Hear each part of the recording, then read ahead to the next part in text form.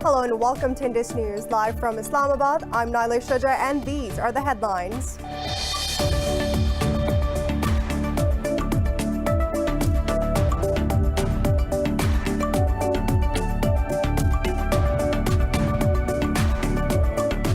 Prime Minister Imran Khan says security forces have foiled India's attempts to trigger sectarian conflict in Pakistan. Khan was addressing the 73rd Gilgit-Baltistan Independence Day parade in Gilgit. Khan said Prime Minister Narendra Modi's government is the most extremist and Hindu supremacist in India's history.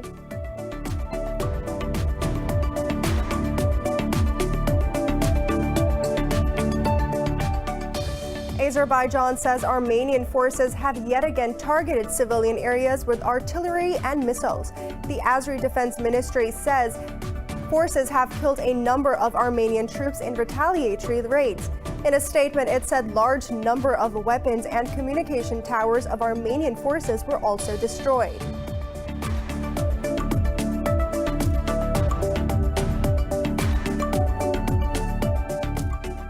The number of coronavirus infections has topped 46 million with almost 1.2 million deaths.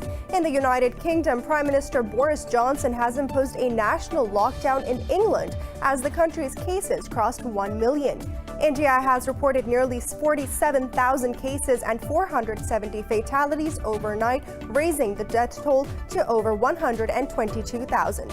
In Pakistan, 17 people have died overnight, taking the toll to 6,823.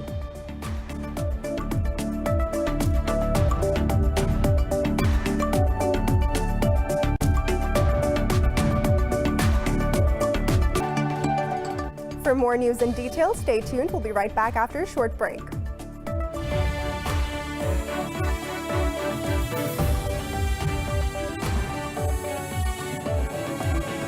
Welcome back. Prime Minister Imran Khan says security forces have foiled India's attempts to trigger sectarian conflict in Pakistan. Khan was addressing the 73rd Gilgit-Baltistan Independence Day parade in Gilgit. Khan said Prime Minister Narendra Modi's government is the most extremist and Hindu supremacist in Indian history. The premier said Muslims living in India do not have equal rights. He said the government gave provisional provincial status to Gilgit-Baltistan in line with the UN resolutions. He paid tribute to the Gilgit scouts who made sacrifices to liberate the region from the Dogra rule. Gilgit-Baltistan Governor Raja Jalal Hussain Makpoon said that the federal government is making serious efforts to bring this region into the mainstream. Azerbaijan says Armenian forces have yet again targeted civilian areas with artillery and missiles. The Azeri Defense Ministry says its forces have killed a number of Armenian troops in a retaliatory raid. In a statement, it said a large number of weapons and communication towers of Armenian forces were also destroyed. Meanwhile, Russia said it will provide necessary assistance to Yerevan if fighting reached Armenian territory. In a statement, the Foreign Ministry said the Kremlin will mull over concrete formats of assistance.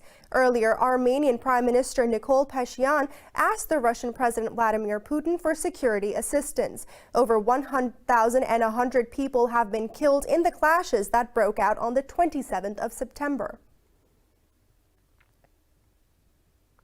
In the United Kingdom, Prime Minister Boris Johnson has imposed a national lockdown in England. The country's COVID-19 cases has topped 1 million with over 46,000 deaths. The global number of coronavirus infections is nearing 46 million with almost 1.2 million deaths. More on this report.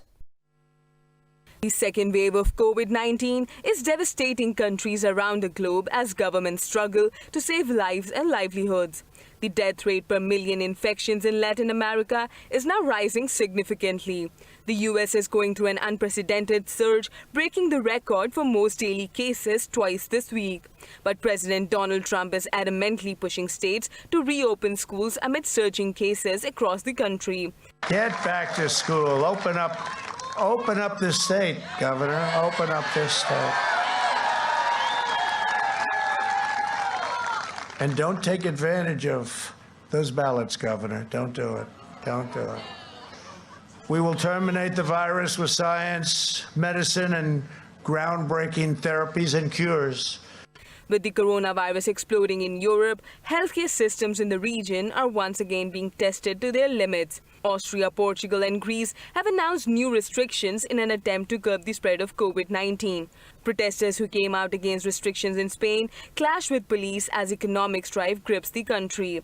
In Italy, thousands gathered in Rome to ask the government to give workers a universal income to overcome the crisis. If the government closes us, we need to receive an income. The government should give financial support to the people who have to choose whether to work or get sick. The best option would be to take care of the services that have been denied so far and not to delay the financial support again. Meanwhile, for the first time since the pandemic started, Australia has reported 0 cases in the country over the past 24 hours. In India, the Health Ministry has reported nearly 47,000 cases and 470 fatalities overnight, raising the death toll to over 122,000. In Pakistan, 17 people have lost their lives to the COVID-19 virus over the past 24 hours, raising the death toll to 6,823. The Health Ministry says 977 people tested positive for the disease overnight. The ministry said there are over 12,500 active COVID-19 cases in the country. It said out of over 333,000 countrywide cases, more than 314,000 have recovered so far. The ministry said over 145,000 infections have been detected in the province of Sindh, while the Punjab has reported over 104,000 cases. In the capital, Islamabad, nearly 20,000 have been infected so far.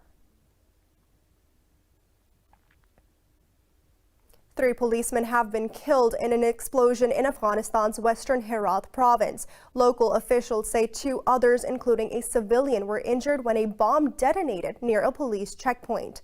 A spokesperson for the police said that the bomb was placed on a motorbike in the city of Herat.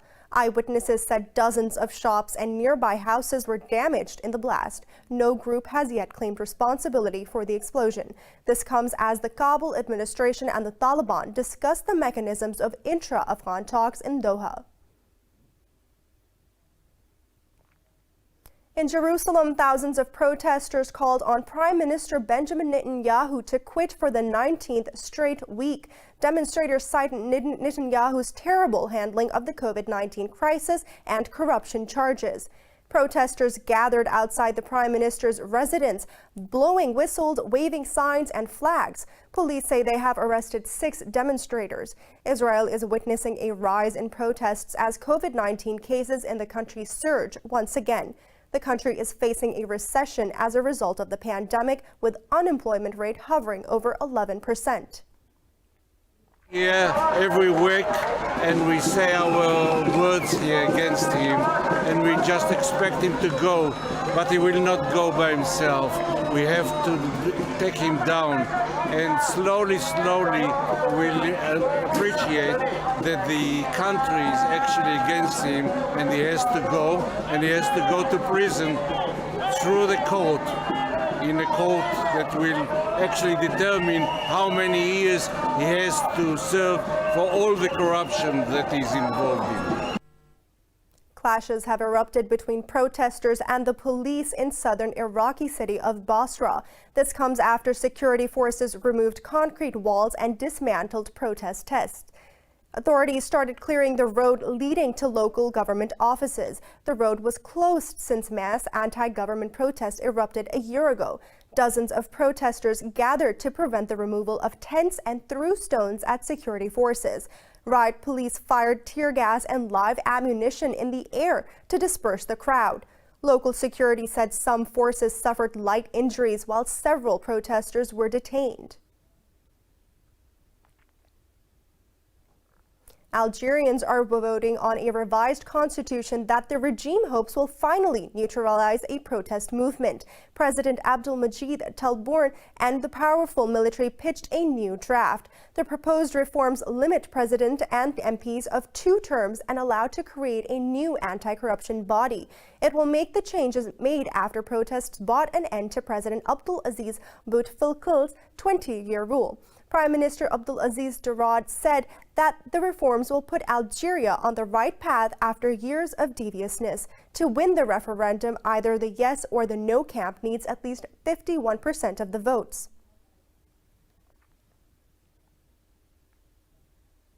Over in New Zealand, Prime Minister Jacinda Ardern's Labour Party has signed an agreement with the Green Party to form a government. In October 17th general elections, Ardern delivered the biggest victory for her party in half a century. Labour won enough seats to govern alone, but Ardern said she wanted to draw a shared goals and expertise on environmental and well-being issues. Under the agreement, the Greens are obliged to back the government over decisions made in their portfolios. Otherwise, they're entitled to take different position on the issues. This agreement is unlike any other. It does not require consensus to be formed. It allows the parties to take their own positions on issues where that is important, but offers to work together in other areas too. And for us, this represents the evolution of MMP.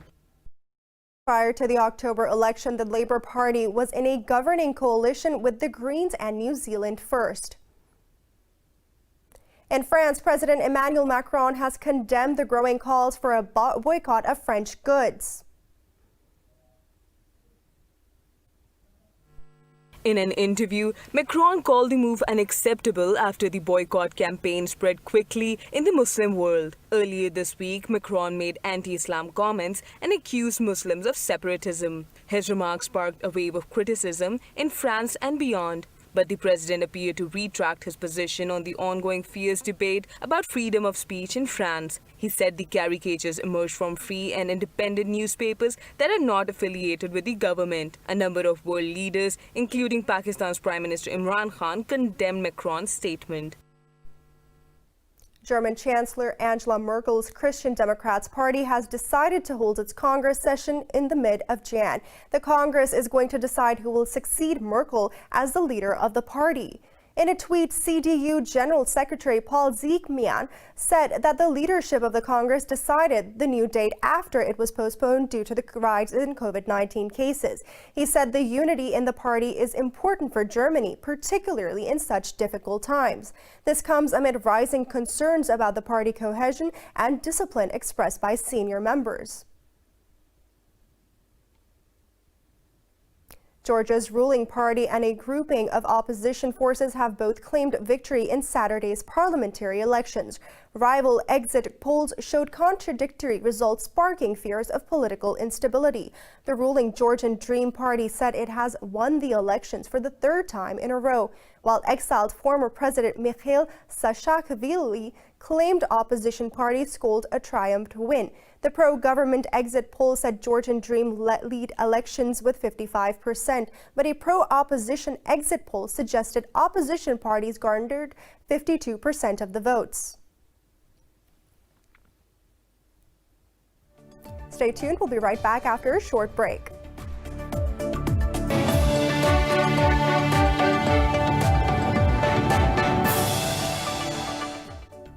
Welcome back. With the U.S. election less than 3 days away, President Donald Trump and Democratic rival Joe Biden have taken to the battleground states in the Midwest.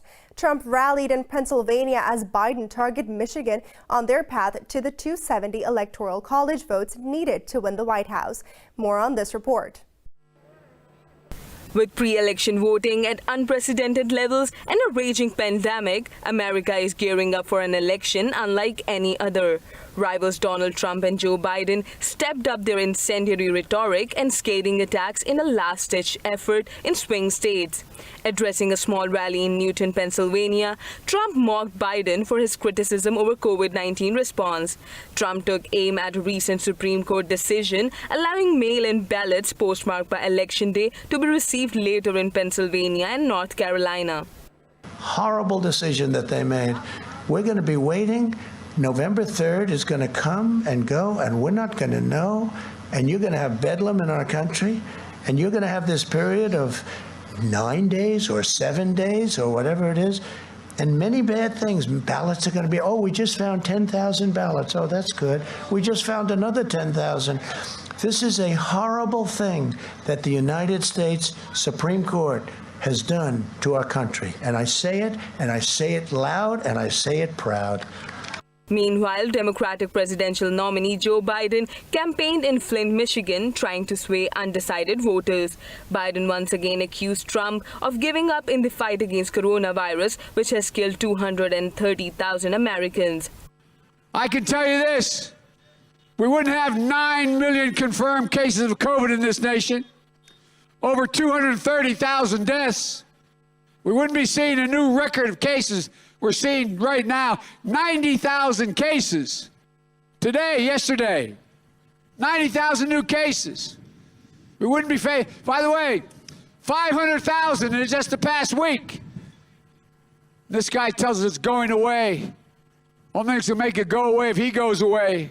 Opinion polls show Biden leading Trump by 9 points in Michigan and by 5 percentage points in Pennsylvania. A record 90 million Americans have voted early in the presidential election.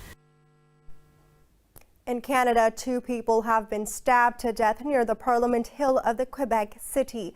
Officials say 5 others wounded have been transported to a hospital, but there's no word on their condition. At a press briefing, a police spokesperson said that the motivation behind the attack is yet unknown. He said that the police have arrested suspected man and taken him to the hospital for evaluation. Police have instructed the citizens to stay indoors despite the arrest of the suspect.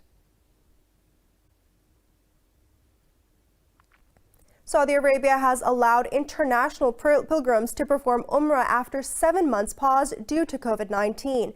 Deputy Minister of Hajj and UMRAH Amir Al-Madha said that the pilgrims will have to isolate for 3 days after their arrival. He said the pilgrims of 50 years old or younger will have to be tested for COVID-19 and any cases detected will be closely monitored.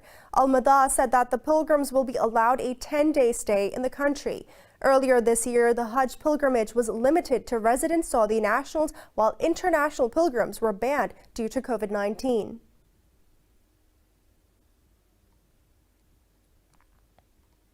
Four people have died as this year's most powerful typhoon slammed into the Philippines. Typhoon Goni lashed Cadan Dunes Island with 225 kilometers per hour winds, uprooting trees and devastating infrastructure.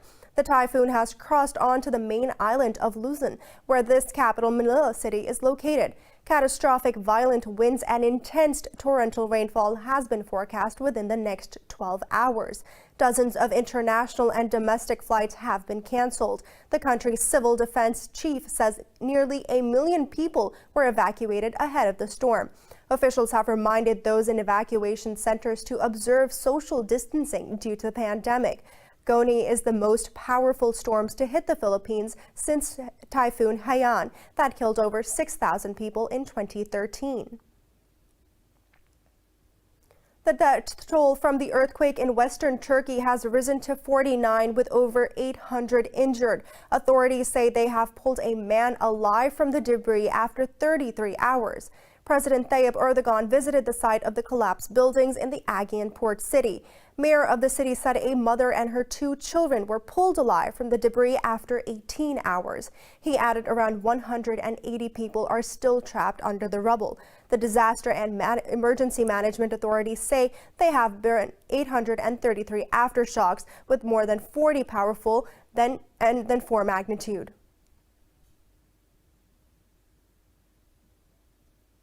At the Third World Laureates Forum in Shanghai, scientists from around the globe have called for international cooperation to handle global problems. They said coordination is needed to improve computing power and handle the COVID-19 pandemic. More than 300 scientists, including 61 Nobel Prize laureates, participated in the forum. American structural biologist Raymond Stevens outlined a possible path for scientists to make more achievements. I became a scientist because we cooperate around the world. And so their message, which I very much agree with, is that we need to make sure science stays international, basic science, that we share observations. The pandemic, COVID-19, has been a wonderful example of that. We should be working together to battle this virus, not each country by itself. People around the world have celebrated Halloween with all things spooky and fear-inducing get-ups. In Hong Kong, partygoers filled bars and streets to celebrate the festival despite the coronavirus outbreak. More in this report. Enthusiasts reveled in the Halloween festival despite the COVID-19 pandemic with the same excitement. The Hong Kongers roamed the streets of the Lan Kwai Fong area wearing costumes while bars dressed their storefronts with Halloween decorations. There's a little bit of inconvenience, for example, about my makeup. I can only put makeup on my eyes. I don't think it's troublesome, just that we need to put on a mask and wear less makeup. Police patrolled the area, carrying banners asking people to avoid gathering or crowding in one area. The city's government eased social distancing measures with business hours of bars and clubs being extended to 2 a.m. The seating capacity of restaurants and clubs has been increased to 75%. We have to protect ourselves. Of course, it's less fun, but I think it's better to wear a mask, like coming out, having fun together, than doing nothing, staying at home. If you ask me whether I'm worried about coronavirus, I'm a little bit worried. But I think if we wear a mask and sanitize our hands, it should be okay. The relaxation of measures comes as the Asian financial hub has maintained single-digit or no new local cases in recent weeks. However, the city has continued to register imported cases of the virus.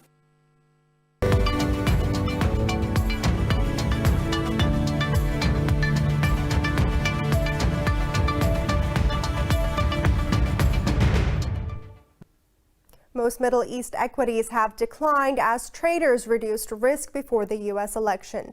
Investors' concerns grew over the rising pandemic lockdowns and declining oil prices. Leading the losses, Dubai's DFM General Index dropped 1.5%. Saudi Arabia's Tawadul All-Share Index has fallen 0.5% further after sliding 7% last week. Saudi's Aramco's shares also slipped 0.5%. Equities benchmarks in Kuwait retreated over 1%, while bourses in Abu Dhabi shed by 0.5%. Bucking the trend, stocks in Doha, Qatar have also inched about above the flat line.